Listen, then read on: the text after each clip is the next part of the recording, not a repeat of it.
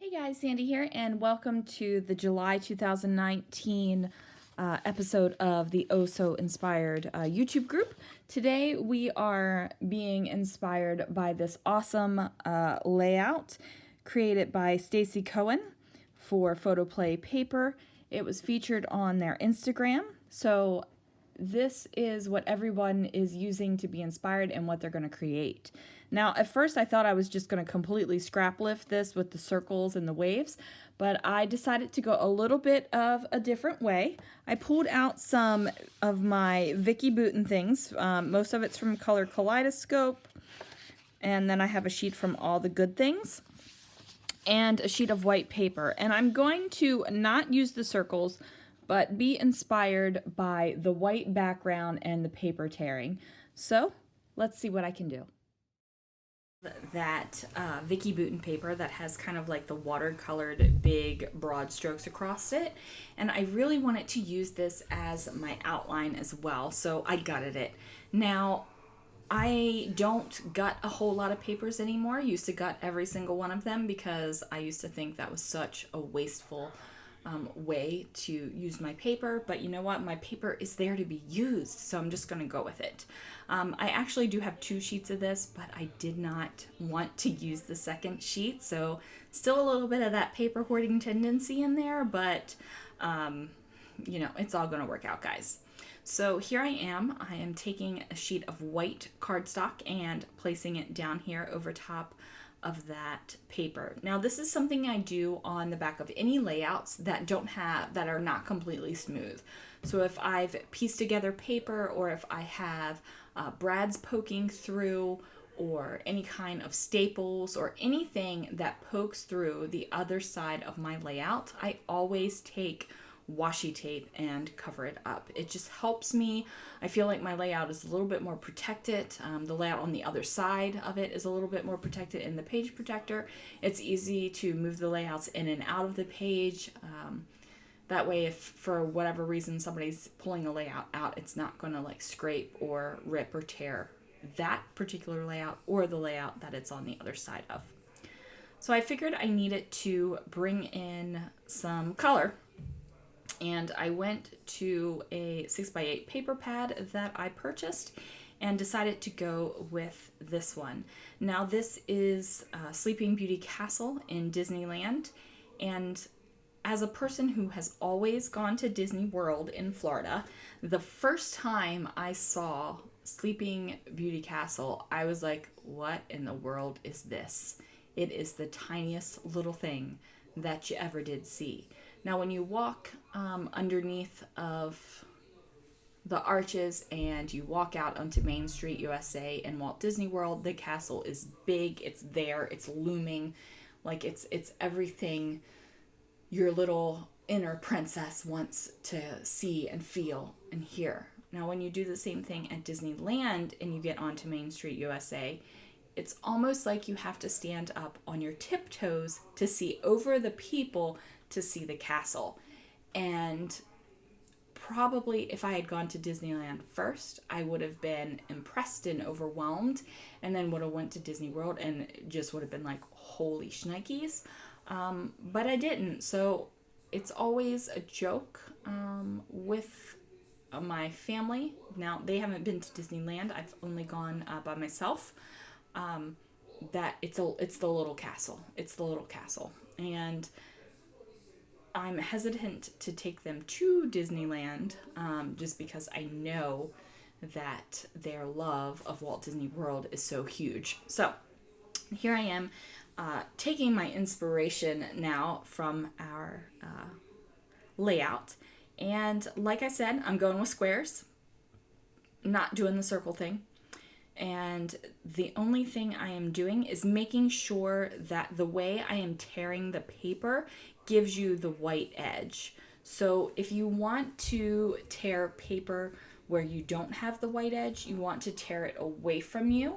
That way, if the paper like kind of separates, the white edge will be on the back side of the paper. But if you want to have that white edge, you want to make sure that you're tearing the paper towards you like I am right here.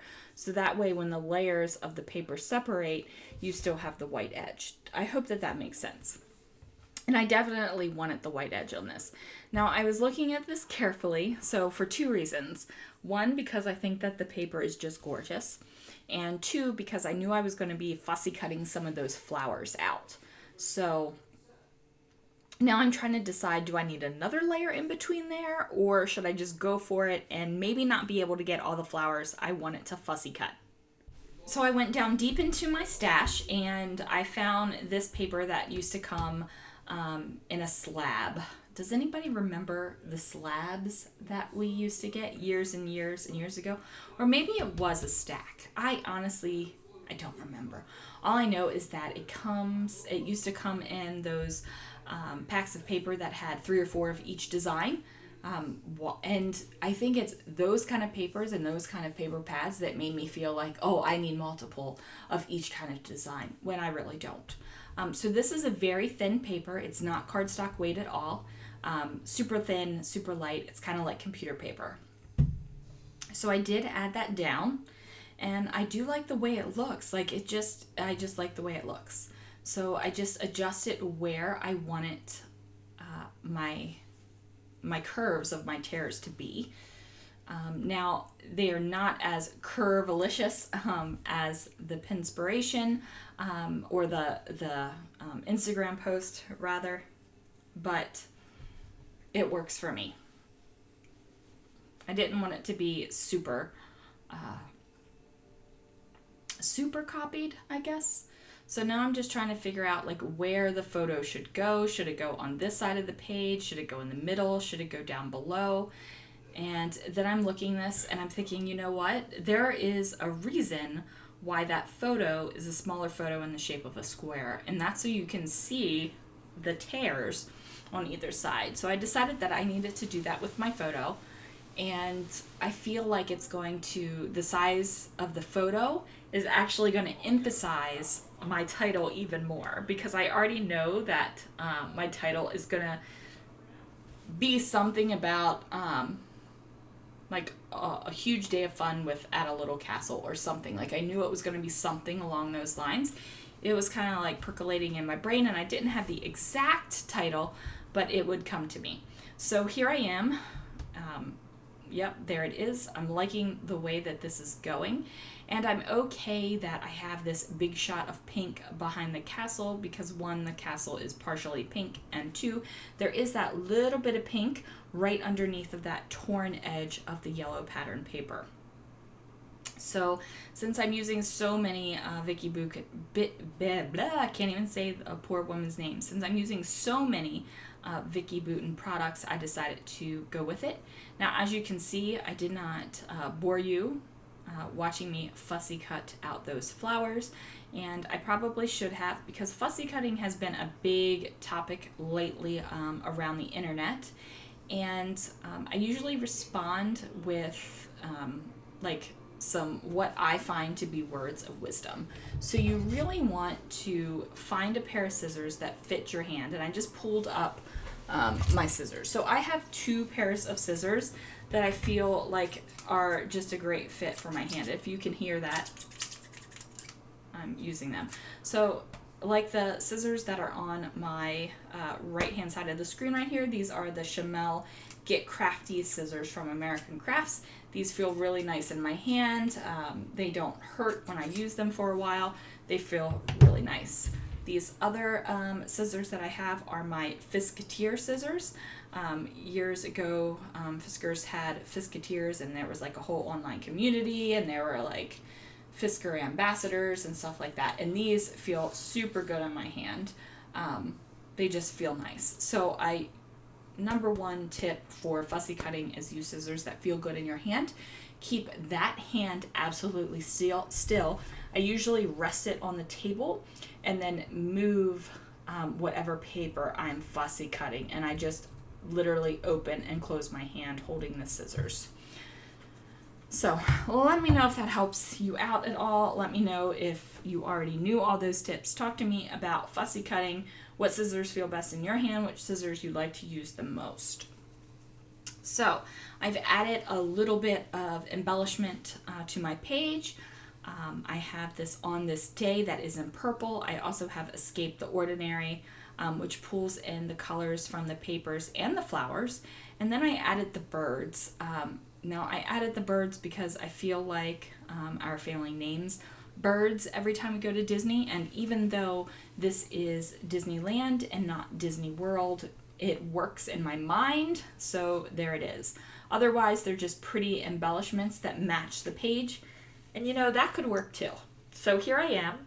I have cut out the big fun, and I've also cut out a couple of these hearts. Now, a lot of the times I do not try out where I want my title to go. I don't use wax paper. I don't usually use a thicker positioning tool or a ruler or anything like that.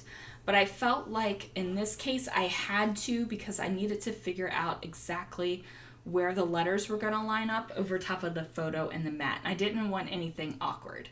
So these little letter stickers that I'm using right now are from Teresa Collins, and these are from 2014, so I have no idea if you can even get them anymore. They're just little black letter tile stickers.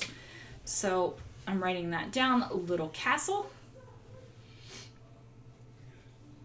And like I said, I didn't even try out the spacing or anything. I just knew that that was where it was going to go, and it was just going to have to work. So there it is. I got those down, and now it is time to stick down the other part of the title, I think. What am I going to do? I'm messing around with the bird a little bit, thinking he needed to move a little bit, so then I'm going to get Big Fun placed down. Now, interestingly enough, these kind of acrylic thickers are from American Crafts. So guess what, guys? They don't all stick perfectly. I do pick some of them up and glue them with my Nouveau Deluxe adhesive. If you've watched any of my videos recently, you've been hearing me wax almost poetic about Nouveau Deluxe adhesive. It dries clear, and it's probably the only liquid glue that I have used enough that I can visibly see that the glue is going down in the bottle. I just haven't been a fan of any liquid glue enough to actually use it that much, but with this one I am. So while I am popping up some of the flowers with some foam squares, please make sure that you're checking out all the links down below. This series is a group of YouTubers that Crafty Owl has put together, and she sends us something to be inspired by each month, and then we use that piece and create something that inspires us. It can be anything. It can be an art piece, it can be a scrapbook page, it can be a card, it can be home decor, whatever it is, we can choose anything in there that inspires us and we create. So make sure that you check out everybody's links, because believe me, everybody has a different take on it, and you always find something fun. You might even find a new channel or two to subscribe to. So again, just make sure you're checking out those links. So now here I am, I'm getting those hearts on, and I'm really liking the texture of this page. So we've got the torn paper, I've got the almost epoxy letter stickers, I've got some things are popped up, some things are not popped up. I added a flare badge, and here you can see me adding the adhesive on the thickers because, like I said, they're American Crafts, and American Crafts just, I don't know, maybe they've got some sort of thing going on with the adhesive companies where they're if we make our adhesive so great, what are people going to use your adhesive on? So I've got this whole conspiracy thing worked out in my head. Sometimes I think weird things like that while I'm scrapbooking, so it just happens. So here I added this happy place sticker onto the layout, and I just felt like it needed there. Even though I say it's Big Fun, and even though I say it's Little Castle, I just felt like I needed a little bit of extra something to prove that it wasn't Misery. I don't know. just needed that little bit of extra happy going on there. Who knows? So I'm really liking this layout. I'm liking how colorful it is. I'm liking the fact that this is in my Disneyland album. And usually when I do Disney albums, they are very Disney themed. However, this has changed a little bit. When our girls trip, I did a color theme throughout, so there wasn't a lot of overtly Disney themed stuff in there. And then this Disneyland trip with two of my besties, not a lot of, there are some very overtly Disney themed things in there, but not a lot, so I'm enjoying the process. Now, here's a little tip. If you have run out of those nice tiny enamel dots and you don't feel like pulling out the splatters and making a mess, pull out your brads. So these tiny little brads are from Recollections, and that means they are a Michaels brand, and I'm pulling them out and shaking them. You can hear very few left in my box. And there were 200 of them, and I think I got them on sale for like $1 or something like that. So totally worth it. So I pull all of them through, and they are very thin little brads, you guys. So it's not going to be like super hard to push through. My paper piercer even, I forgot how skinny these little guys were, and I probably paper pierced a little bit too far with the piercer. Only needed to go down a little bit and not into the entire thing, but I did, so there it is. And then we're just going to go ahead and put all of these brads in there. Now, I'm playing with my paper piercer right now while we're talking about this video, and it is the Making Memories paper piercer, and it is older than dirt. And I do have to say, I really miss Making Memories. And the back has a screw off, and I don't know why the back screws off. It's just like a solid piece. It isn't something you can screw off and cover up the pointy part. If anybody knows why this bad boy has a screw off back on the back of it, I'd love to know the reason why. Okay, putting that away. So as you can see, I've got the washi tape all over the tines on the back because, like I said, I don't want anything pokey on the back of there. So I'm going to add a little bit of adhesive because, as you can see, that sticker fell off and can't have my stickers falling off. Just added a little bit of adhesive there too, just in case. I don't like to see, like going back through my albums, I don't like to see stuff fall off. All right, there it is, guys. Thanks so much for watching. See you next month.